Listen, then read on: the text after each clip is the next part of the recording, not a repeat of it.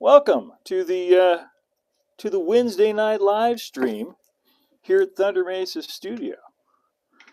Thanks for spending part of your Wednesday evening with me here. As you can see, I'm in the middle of the action tonight.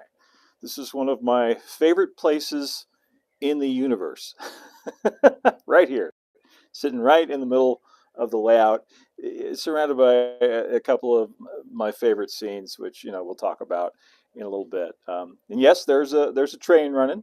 It'll be around here in a second. We're running the Thunder Mesa Flyer today, which is the closest thing I have on Thunder Mesa to an express train.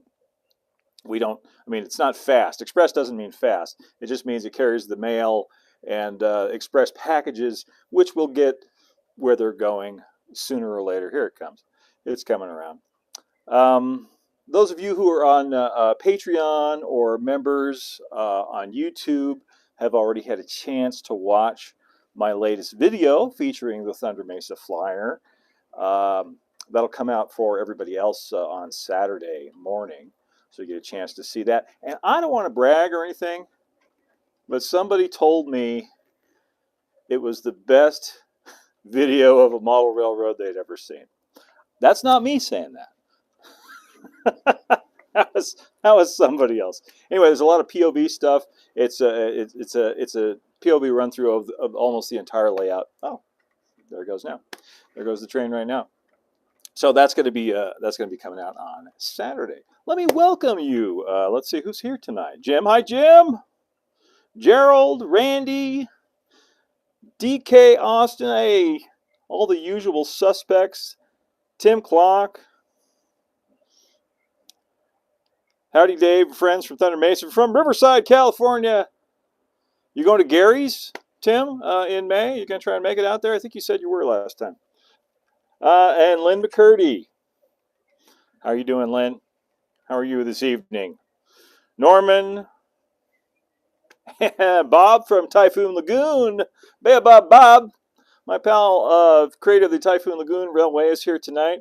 And he tells me he's going to be here in Arizona at the studio for the December 3rd open studio. So,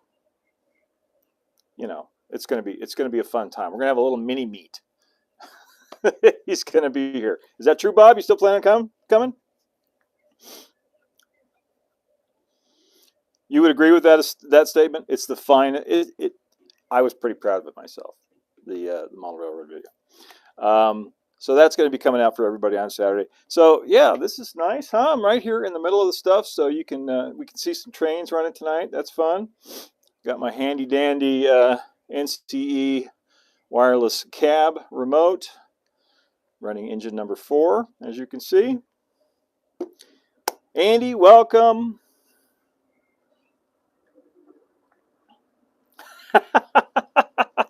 Bob says, does that mean I need to bring the layout with me? No, please don't. There's no room. Not even for your tiny little layout. There's since the last time you were here, things have gotten out of hand, and the place where you had it before over there is now occupied by mostly by Gruesome Gulch. So I'm afraid not. But we'll get them all together soon. Drew, what's that? Drew Doherty. Is it Doherty? Drew Doherty. I usually just stick to first names because nobody can mangle a last name like I can. Hi there. I'm currently working on a book novel series called The Western River Expedition. Awesome. You know the attraction that was not built in the Magic Kingdom. Yes, I know it quite well. Mark Davis's baby. Yeah, one of my, probably most people, at least people that watch this channel, if they have a favorite unbuilt Disney attraction, it's going to be the Western River Expedition. That sounds like a lot of fun. Darth, hello from over the pond. Hello. What time is it? Are the Atlantic pond or the Pacific pond? Are you in the UK? David Reisman, hi. Yeah, what time is it over there? We do this every time. Like somebody from Australia chimes in, like, what time is it there? That's not getting old yet, is it? That little shtick. Um, you're on the night shift, so it timed out well for you. Good. I'm glad. I'm glad we could work that out. So, let's see. First, I want to talk about. I did a video a while back, one of the quick tip videos, uh, about scenes and transitions, and it was kind of like giving my philosophy and thought process for building scenes like Hanging Rock over here, or Dinosaur Gap, or Rainbow Caverns behind me here. The thought process that goes into it, why I do it the way I do it, and some tips for doing that yourself if you would like to.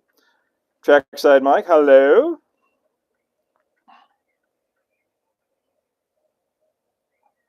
It's okay. It's hard for some people to pronounce your last name. Me too. I have a one-syllable last name, and people have a hard time pronouncing it. It's amazing.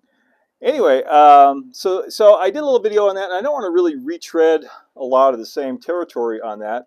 If you have a chance, give it a watch. I'm pretty proud of it. But I'll just I'll go over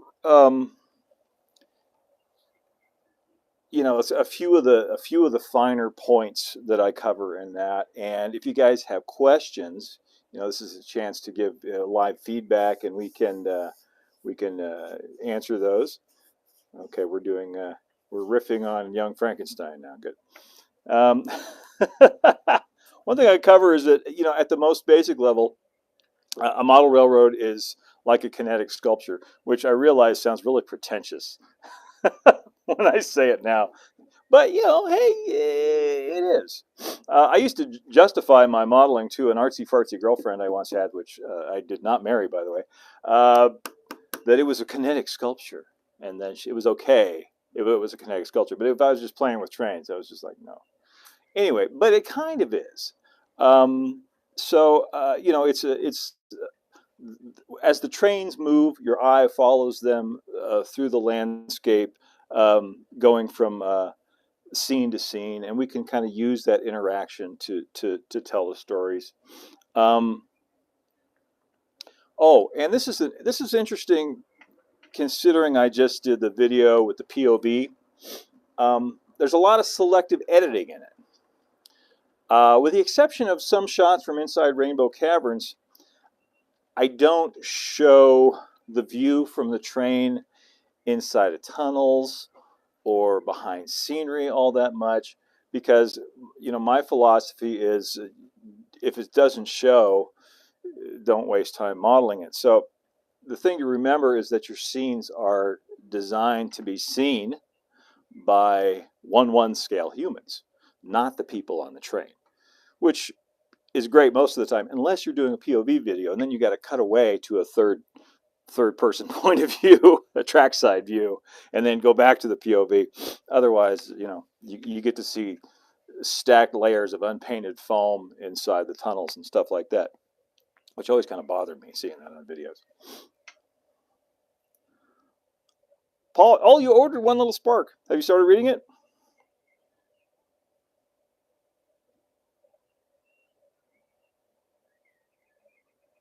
Mixed media sculpture with a kinetic element. That's right. That's how you describe Typhoon Lagoon, Robert.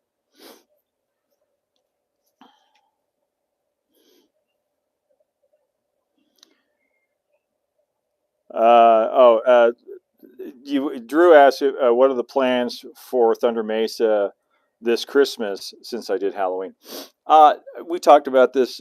It's I don't really have any big plans for Christmas. I put up a few decorations on the depots, of wreaths and stuff, and there's a tree that goes up in Thunder Mesa town, but not much more than that. I'm certainly not going to sprinkle snow all over everything, because that would be an unholy mess, and a real pain to clean up. But I might do a Christmas themed layout, a small one, probably about the size of Robert's Typhoon Lagoon, which is what, 3 by 3 feet, at some point in the future, but not this year. That would be next year's project, more than likely. Anyway, as I was talking about, the scenes are designed to be seen by one scale humans, and and so what constitutes a scene really is how much the human eye can take in at a glance. And that's why, I arrived at what I call the 2 foot rule, whereas, most scenes are between about 18 inches and 36 inches, or right around 2 feet. So, because that's about all you can take in at one time. And that also happens to be a really handy size to work on, about 2 feet of scenery at a time, and, pack as much detail and things into that. Um, Now, if you're watching my channel and you like what I do, and kind of my philosophy about thinking about scenes. And one thing I didn't cover in the scenes and transitions video was how I look at a track plan. And when I design my own track plans, I make them more like kind of an illustrated overview, God view, looking down. You can see all the buildings and all the scenes. And I start thinking about scenes at the very beginning. But, you know, when I look at somebody else's plans, like this is a classic book from model railroaders, collected track plans. And some of these go back, to the 1950s or earlier. And some of them are illustrated and some of them are not. Some of them are just, diagrams of track. And what I do is I look on there and I look at these and I'm like, okay, where are the scenes? How do I divide this up into an interesting series of scenes that tells the story of this railroad? That's one of the first things I think about. I mean, imagine if you're an operations guy, and I do this too. You look at a track plan and you trace it with your finger and go, okay, well, they start here and it goes around, and there's a factory over here and there's another town over here, so these trains can run between the lumber mill and the logging camp, yada yada yada. So you figure out what the operations are. What I'm trying to get across is that a successful model railroad, in my opinion, you should be thinking about how those scenes play together too. Does that make sense? Am I making sense? 2 foot by 2 foot, Robert? I bet you hear this all the time, but that's smaller than I thought.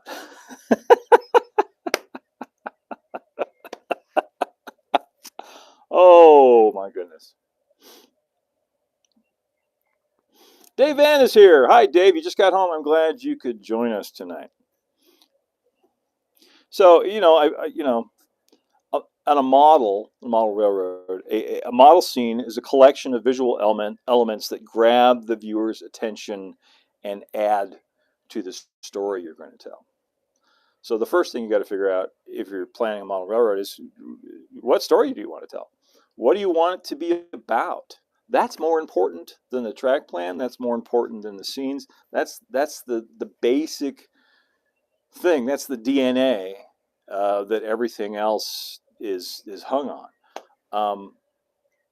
And say you're a prototype modeler and you want to model the Santa Fe in 1955 in Winslow, Arizona. Well, you can go to the library and you can, pick up books and watch old movies and videos and get all kinds of information. There's tons of information out there on the prototype.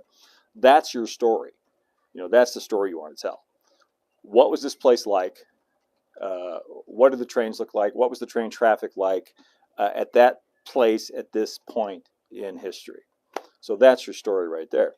Now, if you're a freelancer, you might think, well, I want to create something that's out in the middle of the South Pacific, just southwest of Gilligan's Island, and for some reason there's a railroad there that goes around an atoll, and there's elements of the Jungle Cruise and the Tiki Room and Society of Adventurous Explorers, all that stuff.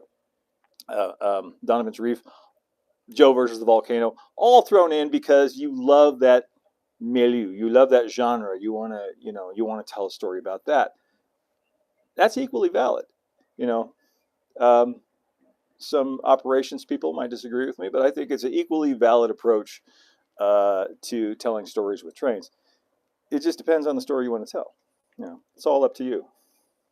What do you mean that's cold? I was giving you. Oh, the other thing about the 2 foot by 2 foot. Okay, sorry. I wouldn't know. Yes, you are making sense. Thank God, you know, because sometimes I feel like I'm rambling on. It's good. Let me know if I'm making sense. I'm just, you know, boring or rambling on. Lynn McCurdy says, you never thought about scenes. I paid attention to a focal point, which is another way of saying scene. On my Twin Peaks layout, the peaks are what is seen first, then the eye goes from there. Okay, here's what that is. That's this kind of, you can use movie parlance to think about this stuff too. You've got your establishing shots. You've got your um, uh, what's the next one? You've got your establishing shots, your two shots, your mid shots, and your close-ups. Your Twin Peaks as a focal point, that's an establishing shot. Okay, that's like the Butte over here, Baxter's Butte, or the entire town of Thunder Mesa.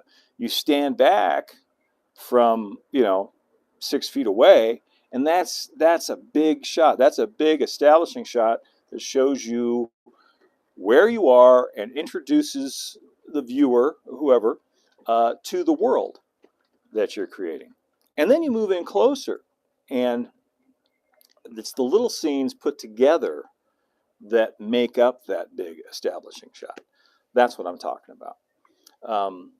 So, it's kind of like there's layers of detail getting smaller and smaller. And until, you're this close to it and you can read the writing on the tequila bottles at Gary Beatty's Puerto Borracho, it's that. So you stand back and you say Puerto Borracho is a really good example because it's a beautifully executed theme and story. You have a Mexican south of the border railroad that's in the tequila business. That's the elevator pitch right there. It's short and sweet, easy to remember. So okay, that's what it is. It's this port town in Baja. So the first thing you do, you walk in, you see it. It's Baja. If you've ever been down there, you recognize it. There's a little port there, the little railroad goes around, and then as you move in closer, there's all these little scenes that play into that. There's the distillery, there's the dock, there's the agave fields, there's a little cafe in town, there's the fishing shack. So all of these little scenes work together, but as you back away, they kind of all blend in together to be, the big picture of the thing.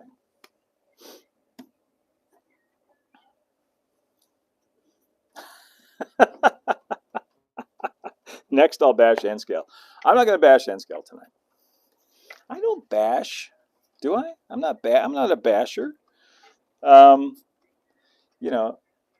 people want to waste their time with N-Scale. That's their business. I can't stop. I can't help myself. No, it's fine. I'm not going to bash N-Scale. Wigwag Workshop is here. Hey, dear folks. Hello. Welcome. Let's see.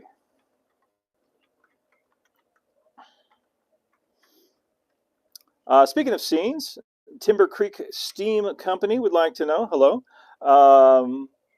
Am I planning underground scenes for Gruesome Gulch? Yes.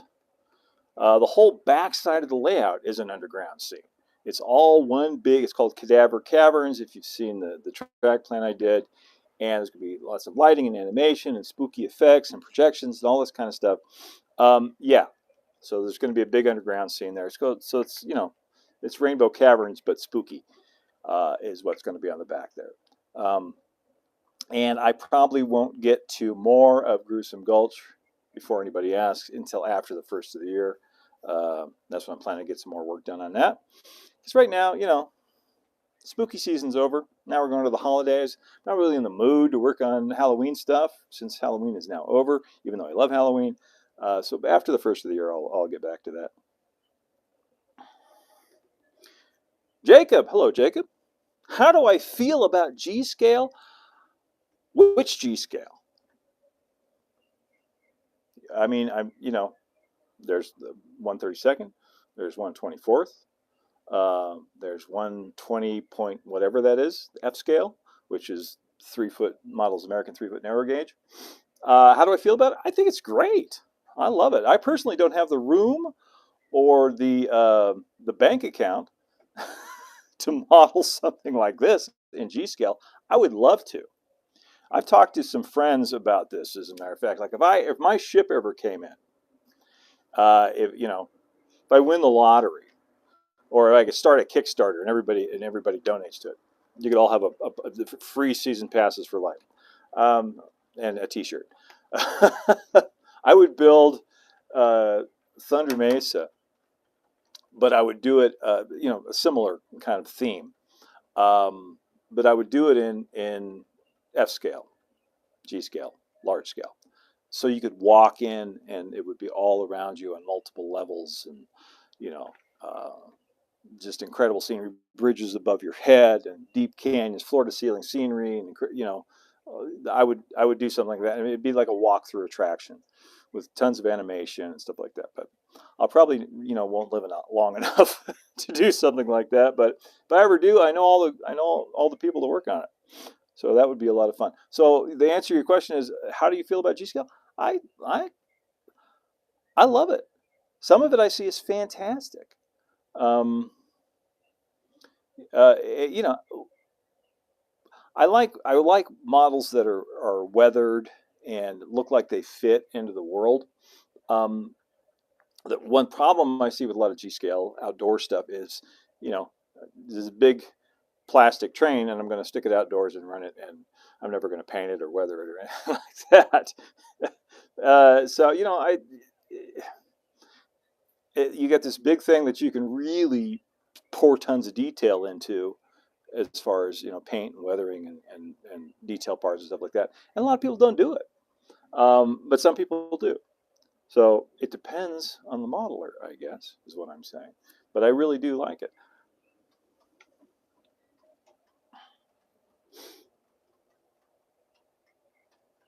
Paul, let's see. Paul asks, I emailed a question a while back. I'm sorry if I didn't get back to you. My bad. I'm terrible with emails. Would you contemplate in your ventures of collecting earth materials selling it? Uh, if it fits in ships boxes? No, I don't want to get into the dirt business. But I can highly recommend Arizona Rock and Mineral Company. Look them up online, and they will happily sell and ship you bags of dirt. Um,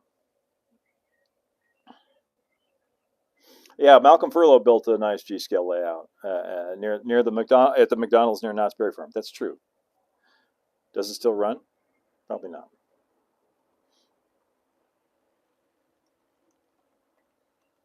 Right, right, okay.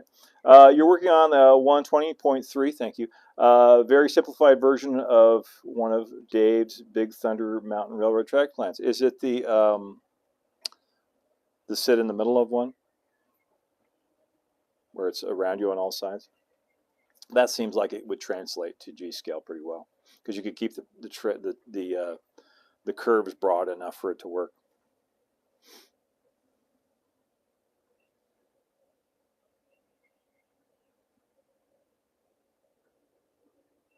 Just got into a new house and you're building a 120.3 scale railroad, and it's so much fun. It is a lot of fun.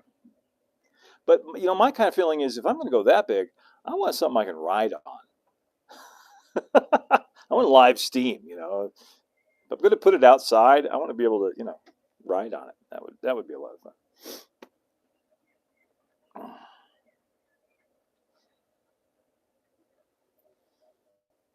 You think you'd have a few volunteers if I did that? You mean the walkthrough G scale layout? That would be fun. If I ever run out of things to do here. What would you recommend for static grass? I don't know. I am not afraid to say I don't know. I do not use static grass on the layout. I use clumps of grass to give it the more desert look Very rarely do I need to apply large areas of grass. That said, there are plenty of fine static grass applicators out there on the market. Micromark sells a few. You might check them out. Woodland Scenics, what's the company I'm thinking of? Notch.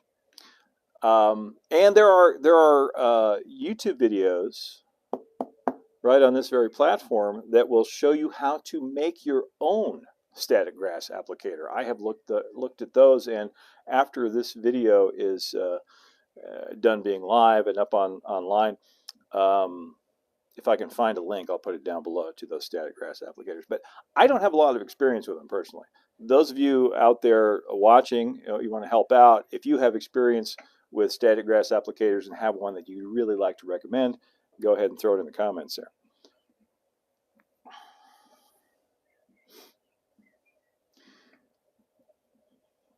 Yeah, ride-on is a whole nother rabbit hole. So I have to mortgage my house. Glenn says, I got into collecting earth materials for the layout. Looks great, but trying to figure out how to glue it down without it discoloring. Jake Johnson and I talked about this in my last podcast episode with him. The fact that it often, you glue it down, and after the glue dries, it's not the same color anymore. It's usually a shade darker. And the reason for that is real earth and dirt is dirty. It's dusty. And so when you put, diluted white glue on it, you're washing the dust off the top. So it's just like sticking a rock in the water, right? Thing with your ballast and ground cover and rocks like that. The way to bring it back is with colored chalks. That's what we decided. That's one of the best ways to do it. If it really bothers you, a lot of times I like the effect, or I'll choose a sample of dirt that I know it's going to be a little darker once it's on there, and I like it that way. That's what I'm after. So, Intertrainment Junction, Ohio has an incredible indoor G-scale layout with tons of animations. I have heard of that place. I have yet to visit. I have not been to the great state of Ohio.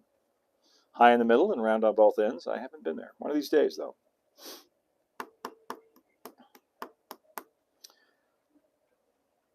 Oh, here's a good question that plays into our theme tonight about scenes, building scenes, making scenes that work. Not making a scene, Jim, or making a scene at work.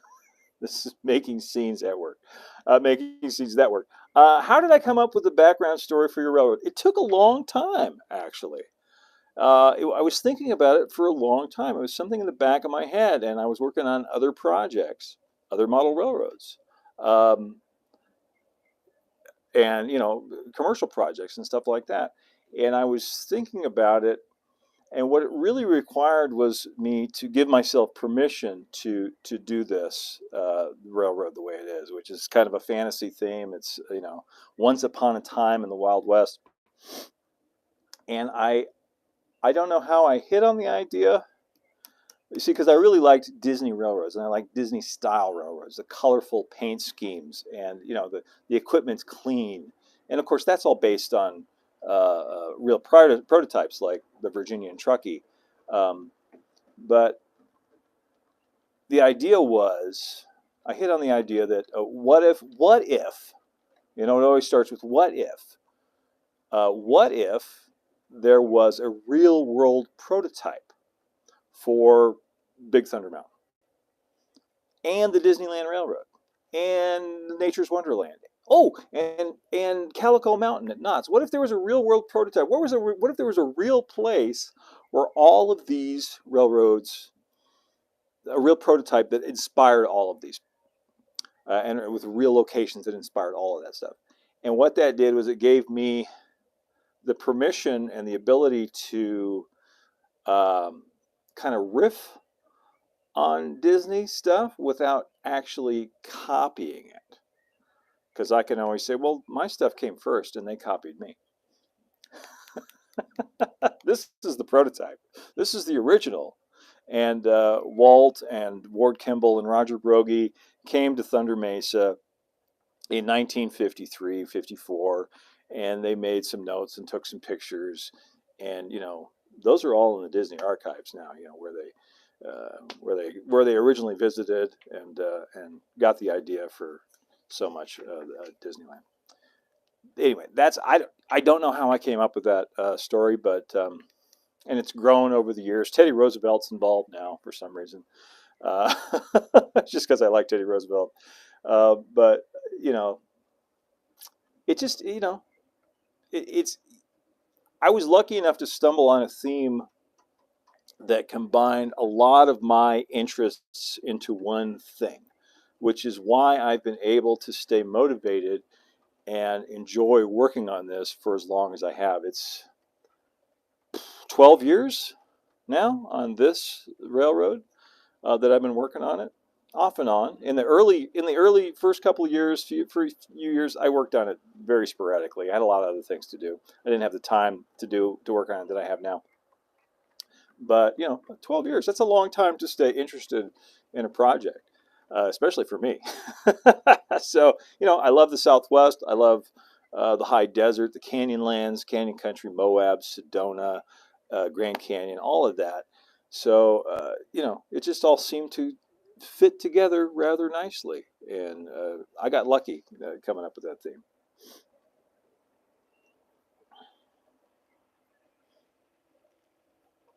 Hi, Grant. I have just over an hour away. You live just over an hour away from Train Mountain, and I've always wanted to build a tram to trundle around it on, but I barely have the bank account to support my two hobbies I already have. I feel you, man. Anyone else inspired by John Olson? Hell yes. John Olson, I can say hands down, my all-time favorite model railroad author, one of my favorite Disney Imagineers. I have not met the man. I've corresponded with him, but I've never met him in person. And John, if you're out there, if you're listening, if someone who knows John, uh, convey this message. If he ever wants to come and visit Thunder Mesa, he has an open invitation because I know he's got a history with Jerome. The Jerome and Southwestern project layout in Model Railroader is one of the things that really sparked my imagination and really inspired me as a young man. And so that was some inspiration for all of this too. So yes, John Olson, one of the greats in my opinion. Let's see. LMR Trains, Models, and More asks, any tips on ON30 logging mining scenes? I've started building an ON30 railroad called the Dowdle? Dowdle or Dowdy? Dowdy Creek? I like the name, Dowdy Creek.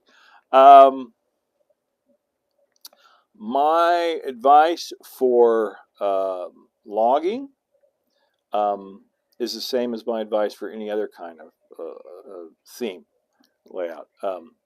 If you're looking for specific scenes to model, go to all the great resources that are out there.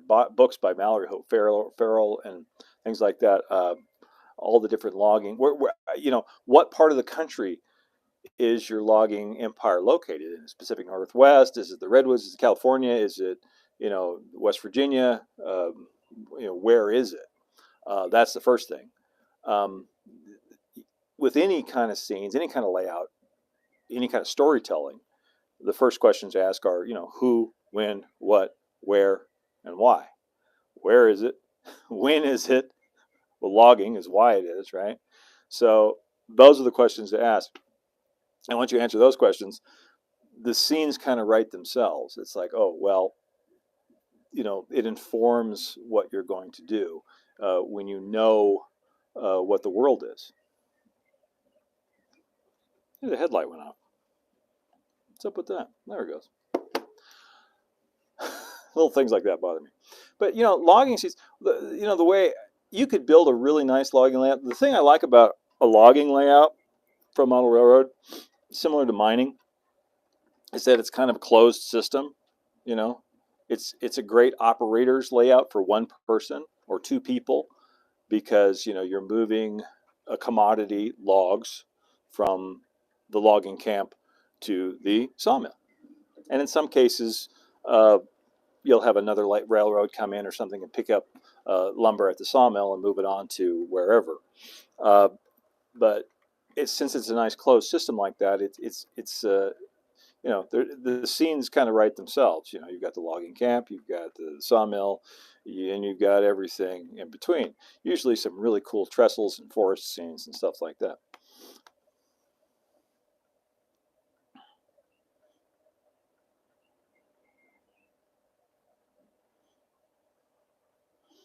Glenn says, I was inspired by John. I've worn out 2 of his books. Me too. I picked one up on eBay because the one I had is a Jerome and Southwestern book, because the one I had was so dog-eared it was falling apart, so I got a new one. Jacob says, my railroad is named the Grizzly Flats in Colorado. Good name. Are you going to run a 260 like the Emma Nevada? Or do you have an Emma Nevada in G-scale? Because they offered them. They were very nice looking locomotives. I was sorely tempted. I saw those come out. I'm like, oh, that's beautiful. That's right up my alley. I would like to just have that and stick it on the shelf. But that would seem like a shame because it needs to run.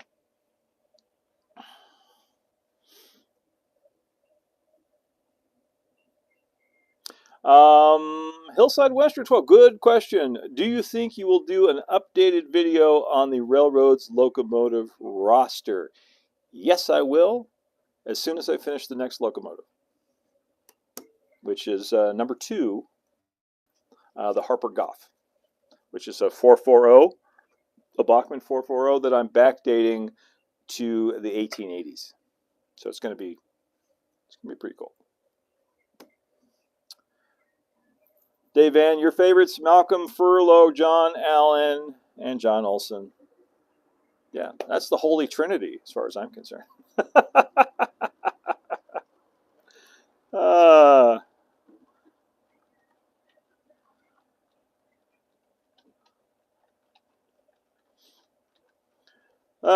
D. I wish I could read. DFF 19707 says your channel is the best kept secret on YouTube. Why? Why is it a secret? With the acrylic content you have given us, thank you very much. It's shocking that I have less than 8,000 subscribers. I deserve 100 times that figure. I'm not going to argue with you. It's taken a really long time too. It takes a long time to build an audience on YouTube, and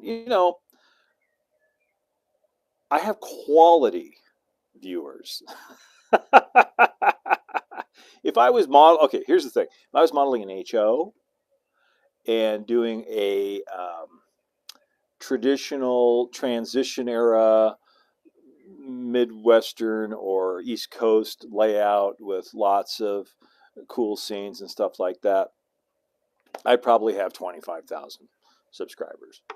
But it's a niche interest. It's not something that everybody wants to model, and people see that and they superficially think, well, I'm not interested in modeling the desert Southwest, so I'm not gonna subscribe to that.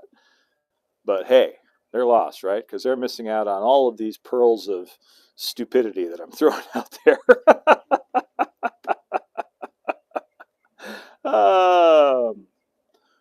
Let's see. Bob asked me,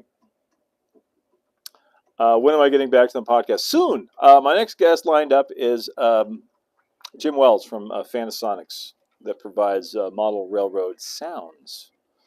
So look for that very soon. Tim wants to know, have you considered doing an illustrated book about Thunder Mesa Railroad along with your amazing YouTube video? It would be great to have something to grab and quickly refer to while modeling. A book? I thought about it. If someone else wants to pay me to do it, pay for the publishing.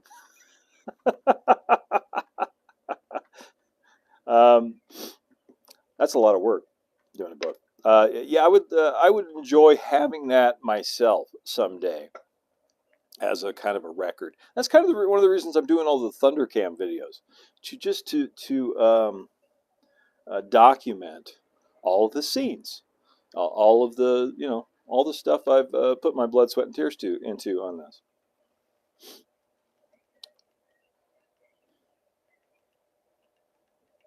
Let's see. What did I miss?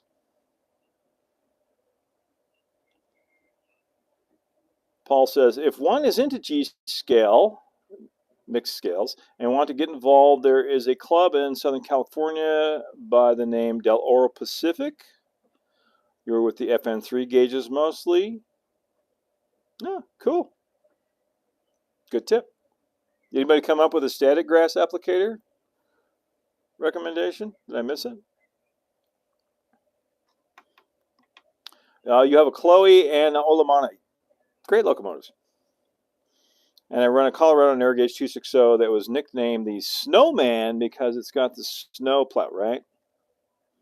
All the stuff is 3-foot gauge. That sounds like a lot of fun.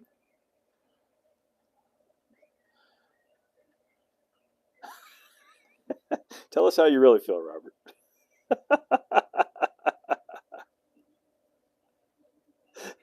Lynn says, I just post videos from the club shows and 178 people seem to like them, and that's okay with me. Right on, That's great.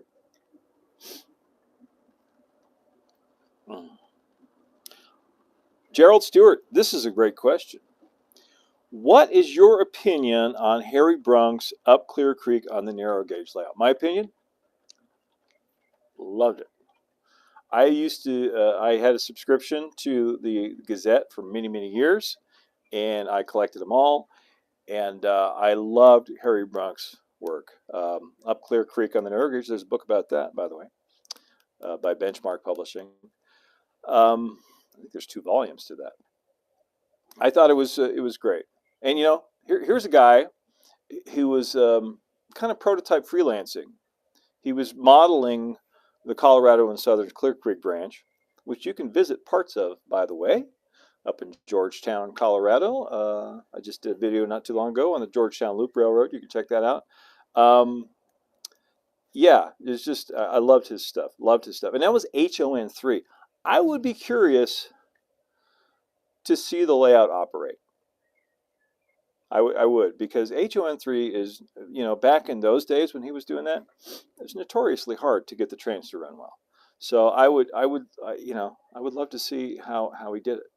But his scenery, his structures, all that stuff, and he's an artist, Harry Brunk, and had a very great eye for compressing scenes and finding, and this is, again, goes back into the topic for tonight's scenes, compressing things and picking out the things that are important to tell the story in that scene. Say you want to model the town of Clear Creek, or the town of Jerome here, for that matter.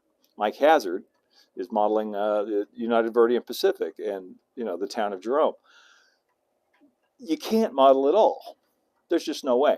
So unless you've got an aircraft hangar and unlimited funds and unlimited time, so you have to choose. You have to pick and choose with an artist's eye what's important and what's not, what to leave in and what to leave out. How do you know?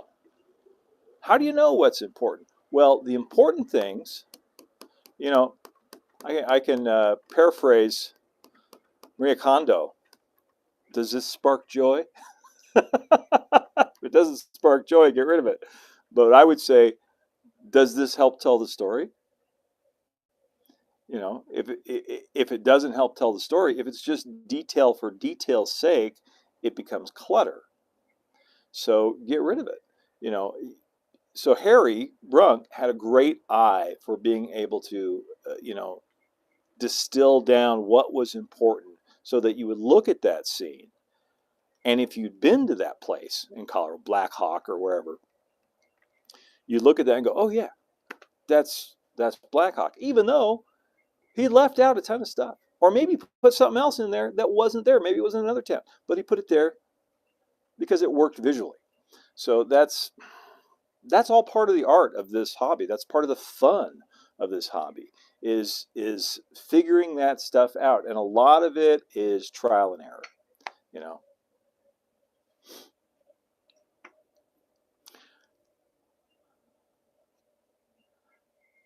do I have any Shays? Equestria, Iron Horse fan asks, do I have any Shays? I do not. And it's not because I don't like them. I love Shays. I love geared locomotives in general. And I've tried to come up with an excuse to get a Shay. The problem here is, and it's probably a problem I could get over with a little tweaking maybe. The problem is that I have minimum 15-inch radius curves because when the layout was originally built, I started, it was 3 by 6 feet, and so the biggest thing I can run is the Bachmann 440. A Shay won't run. It'll run one way. It'll run with the cylinders on the outside around a 15-inch radius curve, but you can't run it the other way with the cylinders on the inside, the drive shaft on the inside, because it'll bind up. It's too tight. So I would love to, if there's a Shay out there that would negotiate 15-inch radius curves, I'd like to get one. But alas, only in one direction. That's just not good enough.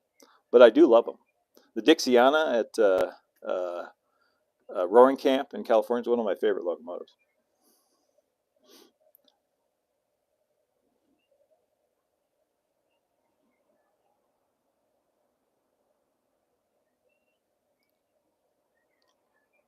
Let's see. Greg Gilbert, have you ever thought of adding a bat cave? Like with Batman? No, I know what you mean. A bat cave with bats? Yeah. How would you model bats? I have some bats that I got from mini prints, actually, for Gruesome Gulch. They're going to go in the Gruesome Gulch layout. The first scene where the train comes in is going to be a bat cave. So probably not here, or maybe. Um, if I can figure out how to make them fly around in a convincing way, not just like on a string so they, twirl around like that, that wouldn't work. Um, that would be cool. But just to have them hanging there, it'd be really hard to see because, O-scale bat is that big.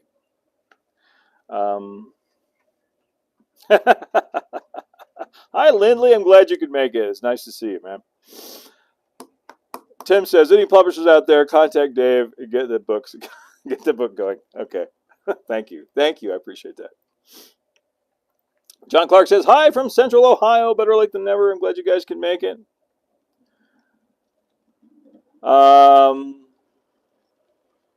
Harry Brunk's layout is at the museum in Cheyenne. That's right. I have been told that. I have not seen it in person.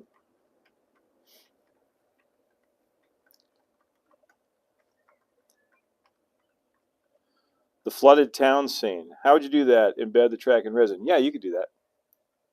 I have to be really careful with the pour, though. So it's not too high up. Like it would just have to be just over, just barely like a thousandth of an inch over the tops. Not any higher than the spikes. Otherwise, the trains won't run.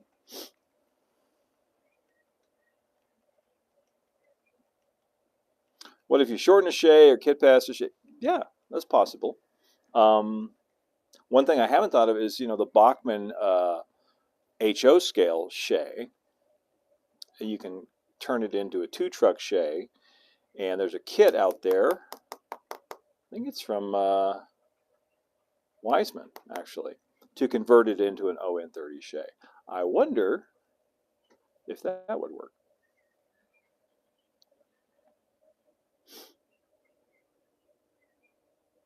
You'd have to reduce scales down to N to find a Shay that can do 15-inch minimum radius. Yeah, probably.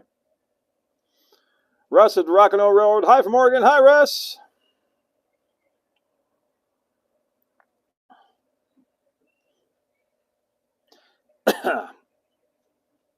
DL Hemming, how about a 20-ton Class B Climax on 15-inch radius? Probably. I have not tried it. I don't have a Climax. I have the Heisler. I'm pointing to it like I'm running it. So I'm not. It's back in the back, but I don't have a climax. If anyone comes and visits the layout and you have a climax, bring it with you, and we'll run it on the layout and see how it does.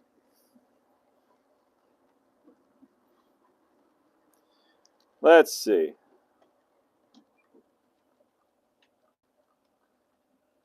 Lynn McCurdy, are you going to enter Bernard's Mini Prince Peanut Butter Lid Contest? Is he doing another one for Christmas? I know they did one for Halloween. There were some excellent entries out there. Excellent. Bob, you were robbed. I think he's doing one for Christmas. Maybe. I'm not a big contest entering guy. It's possible. I could come in here one morning and go, hey, I just finished this jar of peanut butter and I've got a lid. Let's build something in it. But I don't know. I would, maybe. Well, the thing is that the winners are drawn, but the winner is drawn at random. It's not. This is the best. Well, this is the one we like the best. It's the winners are drawn at random. Jeez, I want to be told I'm the best. Is that shallow? Probably. Jim says, backlight the bats behind a screen so the silhouettes show. You work the details of that out, Jim. And if it works, then I'll do it. Wiseman, yeah. Wiseman does the HON30, the ON30 conversion from the Bachmann HO Shay. Are the Bachmann HO Shays, the 3-truck Shays, are those still available? Is Bachmann still making those? If not, they're probably available on the auction sites for hundreds of dollars, I would imagine.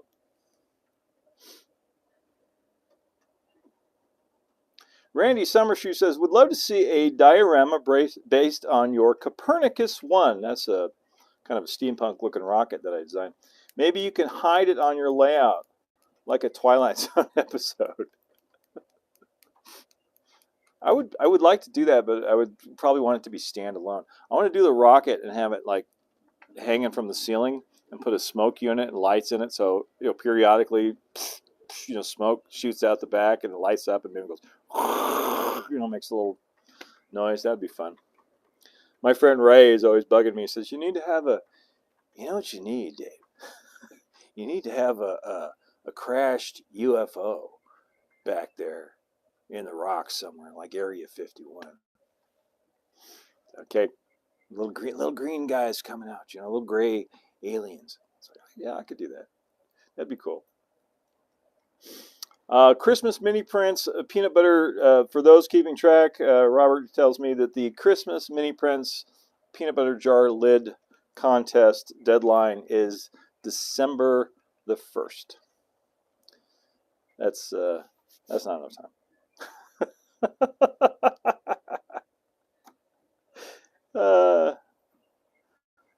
Yeah, it's just for fun.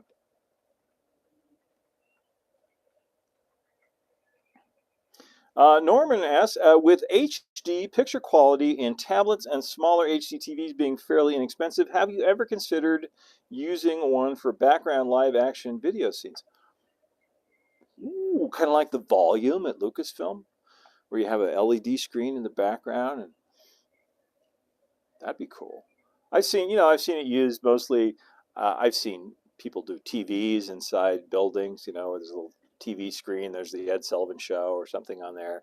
Or drive-in movie theater is the one you see the most, and that you just get an iPad and stick it in there. Yeah, I've seen that done. That's an interesting idea. I'm more interested in projection mapping technology and where that's going in the future, especially for things, movement, fire, water, elemental things like that. I think it can be great for that. I just haven't really had the time to look into it and investigate it a lot, but I would like to. Lynn McCurdy says, I used real peanut butter for the ground on my Halloween lid. That's great. Thank you, Gerald. Gerald says I'm the best. I appreciate that. Jeff Efri asks, are there other Disney rides or movies you're inspired by? Gruesome Gulch is very cool. I want to make mining layout based on Expedition Everest and Big Grizzly Railroad. Pirates of the Caribbean. Yeah. I would love, that's not a railroad though, because, steam engines didn't exist yet.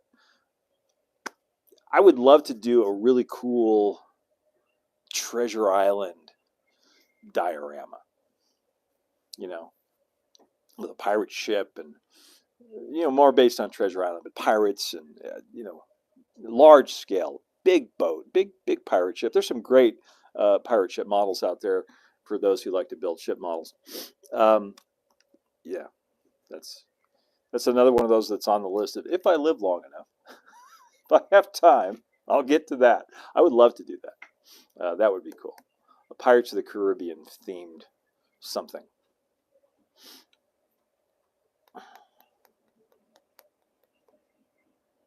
Hidden UFO crash, yes. Ray is right. Ray's always right. Mini Prince makes Alien. I know. I have them bookmarked, as a matter of fact. I just don't know where I would put it. I'm running out of places for little scenes like that. I was thinking maybe up on top of Calico Mountain, hidden back in a corner somewhere where you couldn't really see it until you got to like a certain angle.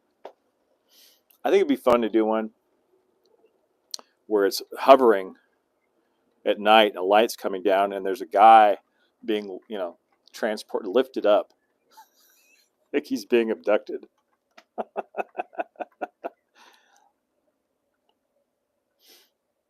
Let's see. William answered my question. For the Bachmann 3 truck Shay, you'll need to find one on eBay. They're very expensive and will probably need a Northwest Short Line re-gear kit. Yes, I have heard that as well. Thank you. Something from Star Wars, like Boba's ship. I have that. You know that.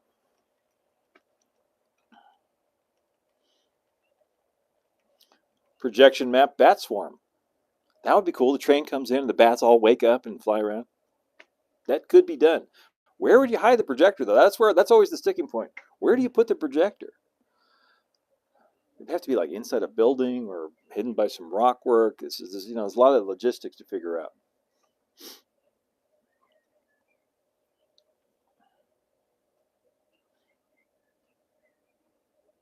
Could you use the Atmos projector for houses to do ghost specter effects on the gruesome gulch? Yes and no.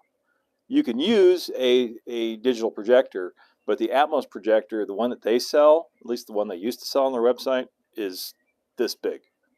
It's huge. They make smaller ones, and the smaller ones are more expensive and probably better. But yeah, the Atmos one is really big. So yes, you could do it with a digital projector, but not the Atmos one specifically. I think it's too large. Norman says front projection was used in a forest fire scene on a layout in Florida. It was amazing. Yeah, elemental things, fire, water, stuff like that. It's great for. Modeled forest bursts into flames.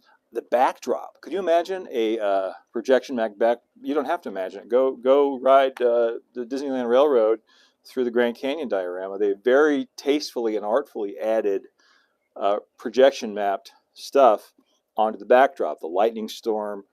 There's dinosaur circling pterodactyls. There's circling birds. A sunset. All of that is now some really nicely enhanced with some really nice projection mapping. I would love to have the clouds just kind of slowly drift by on the backdrop. Very kind of just almost subtle, very subtle movement, like real clouds. Like you barely see them move. That would be cool. Let's see. Andy Crawford, I am an IT pro and I am currently doing a projection mapped backdrop with 2 stitched projectors. That means they line up, overlap. Yep. For the local theater group. But I've been thinking more and more about using nano projectors on my layout. Yeah, nano. Thank you. That was the word I was looking for. My friend Chris at Route 9 Signs just recently had a show in Glendale. He does miniature sign models, and he used projection mapping to animate them, to animate the neon on the sign, and the effect was fantastic. It just looked amazing. I got to pick his brain and say, how did you do that? That's really, really cool. James, yeah, that's where Chris learned it, as from Jimmy Powell, our mutual friend James Powell. Let's see, a fun Easter egg would be a poster in one of your stations of the Jungle Navigation Company.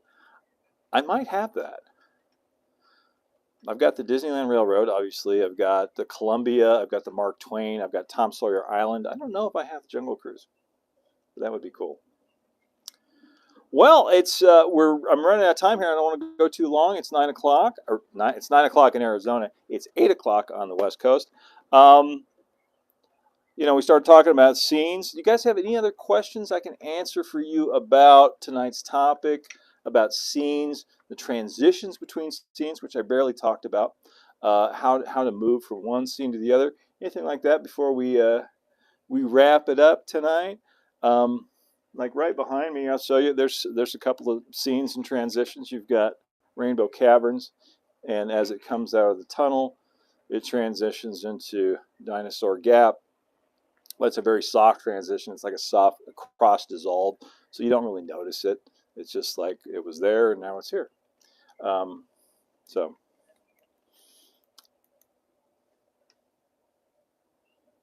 Equestrian Iron Horse fan, are saguaros easy to make? That is entirely up to you.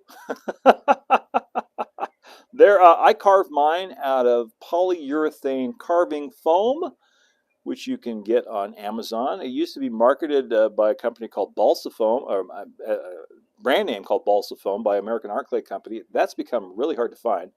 I don't know why, but you can find other versions of it. And it's like hard floral foam. It's used in the prop making and motion picture industry and theme park industry. Polyurethane foam. That's what I carved mine out of. I did a video on it. It's a cigar shape with, and you scrape lines down and you put the other shapes together. It's just like anything else. It takes practice.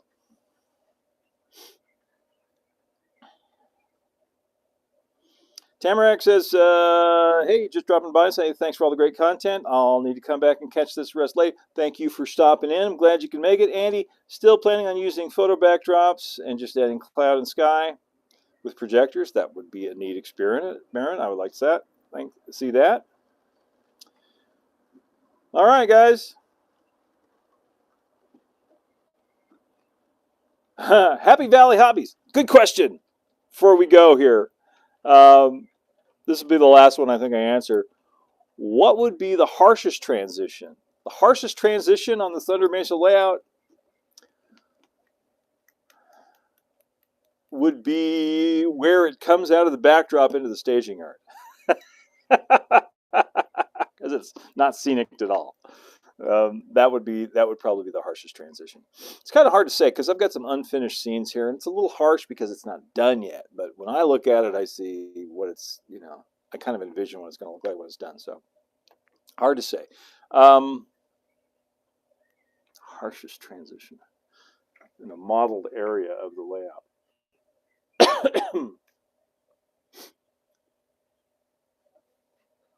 Probably this long tunnel back here. That's the most obvious one. I don't know if it's harsh, but it's the most obvious one. Because the train disappears for a while. But I like it when the train disappears for a while and reappears in another place. That's cool. That's part of the magic. All right, everybody. Thank you all so much for tuning in. Don't forget to hit like and subscribe if you want to see more. You can also follow Thunder Mesa over on Instagram at thunder.mesa. See what's new on the Thunder Mesa Studio website. That's thundermesa.studio.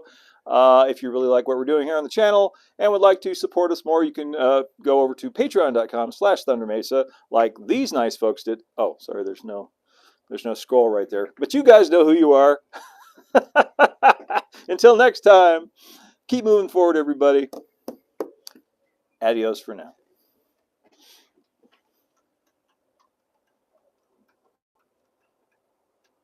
Am I done? No, it's still going. Off.